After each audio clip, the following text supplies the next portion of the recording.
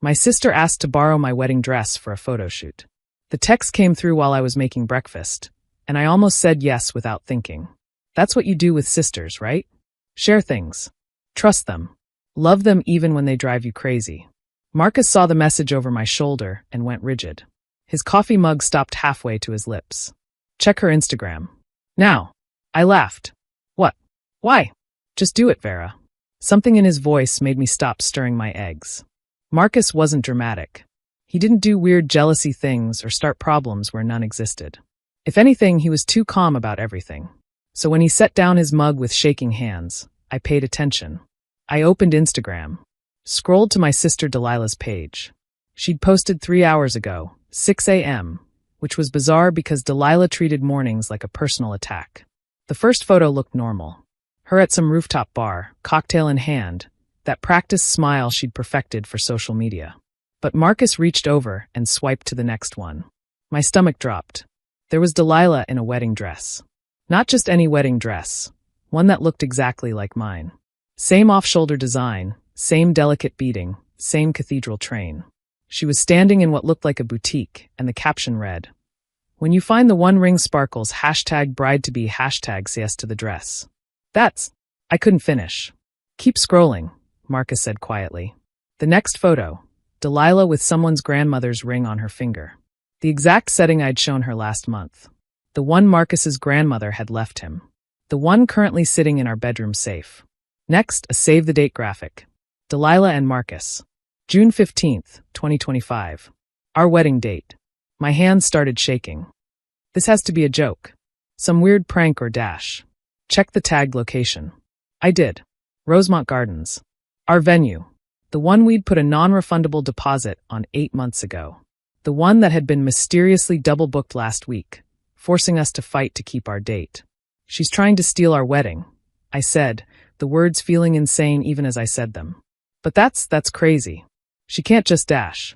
Marcus was already pulling up his phone. Check your email. The venue. I found the email from Rosemont Gardens about the double booking issue.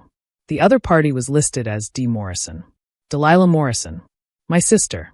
But why would she? She's not even engaged. She broke up with Tyler 2 months ago. Marcus's jaw was tight. When did she break up with him? I thought back. Right after our engagement party.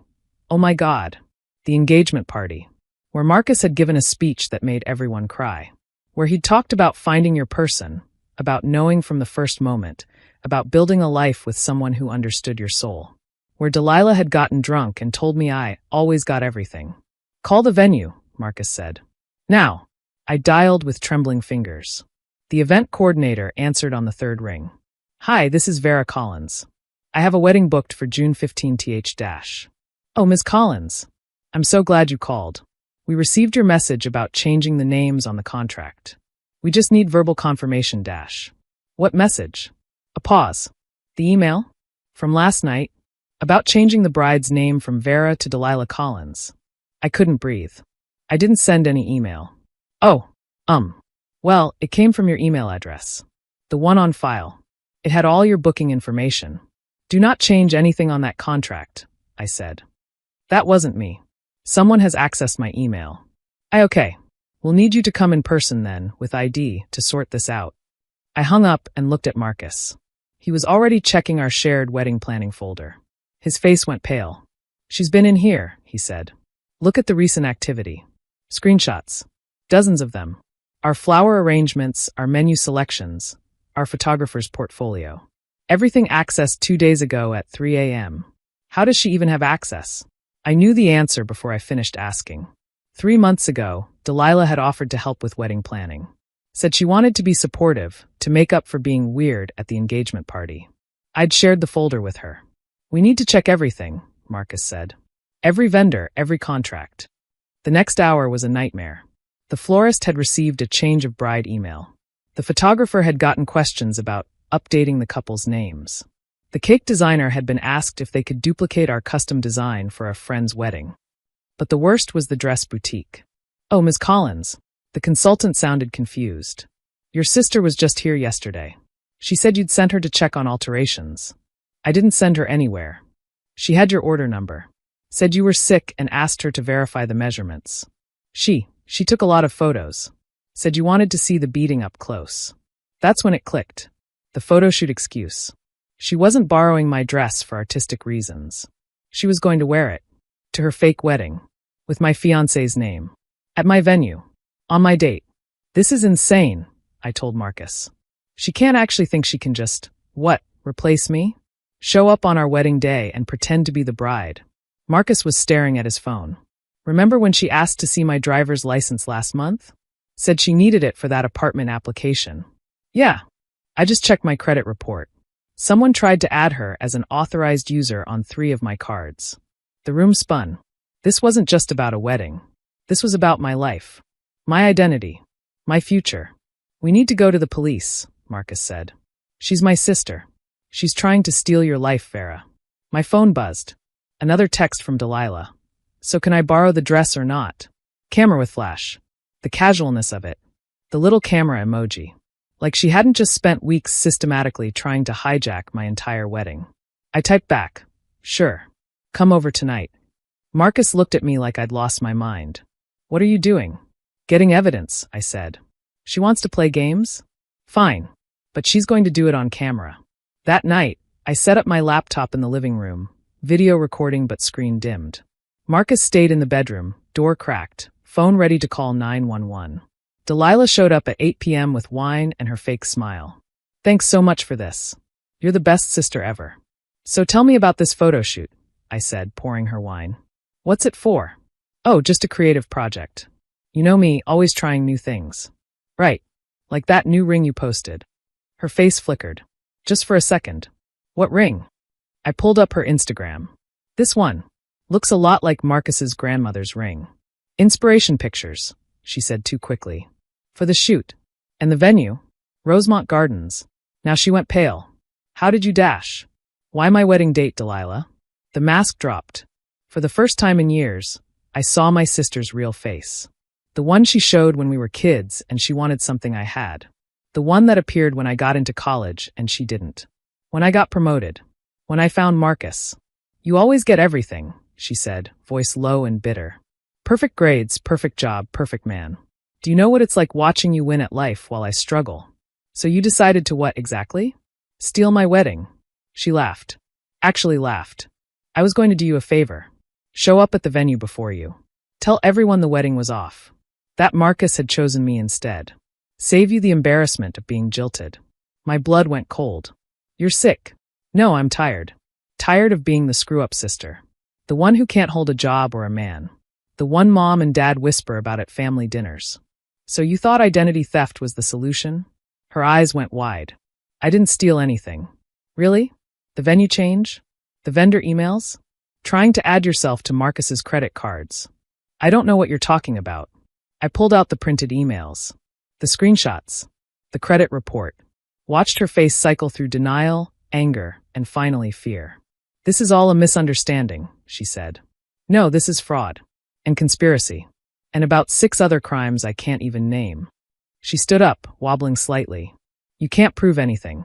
Actually, Marcus said, stepping out of the bedroom, she can. He held up his phone. I've been recording since you admitted to planning to impersonate her at the wedding. Plus the laptop's been running this whole time. Delilah's face went white. Then red. Then she did something I'll never forget, she smiled. This twisted, broken smile that made her look like a stranger. Fine, she said. Call the cops. Tell them your pathetic sister was so jealous she tried to steal your pretty dress. See how that looks? Poor, crazy Delilah. Everyone already thinks I'm the family failure anyway. But she'd miscalculated. Because this wasn't about embarrassment anymore. This was about the dozen vendors she'd tried to defraud. The identity theft. The credit card fraud. The conspiracy to commit who knows what else. The police took it seriously. Very seriously. They arrested her that night. The detective told us this kind of thing was more common than people thought. Family members using personal information for elaborate schemes. The wedding angle was new, but the identity theft charges were straightforward. The hardest part was telling our parents. Mom cried. Dad went silent. They'd always known Delilah struggled with jealousy, but this was beyond anything they'd imagined. We'll get her help, Mom kept saying. Therapy. Whatever she needs. But I was done. Done making excuses. Done pretending our family dynamic was normal. Done acting like Delilah's jealousy was my problem to manage. We kept our wedding date. Our real vendors were horrified when they learned what happened and bent over backwards to make sure everything was secured. Passwords, verification codes, the works. Delilah pled guilty to identity theft and fraud charges. Got probation and mandatory therapy. Part of her plea deal included a restraining order. She couldn't contact me or Marcus for 2 years. She wrote me one letter approved by her lawyer. No apology. Just one line. I hope you're happy now. I am, actually. Happier than I've ever been. Because I learned something through all this. Family isn't about blood. It's about trust. And respect.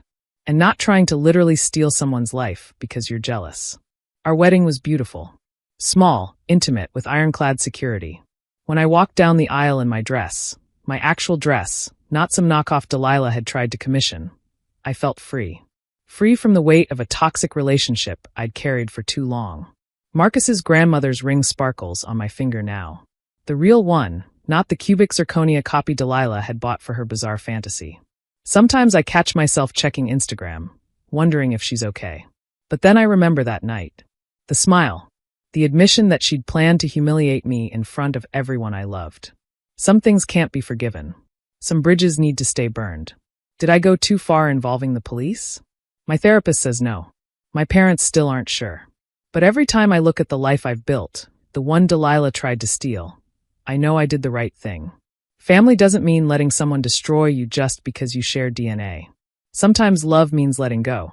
Sometimes it means pressing charges. And sometimes it means changing all your passwords and never looking back.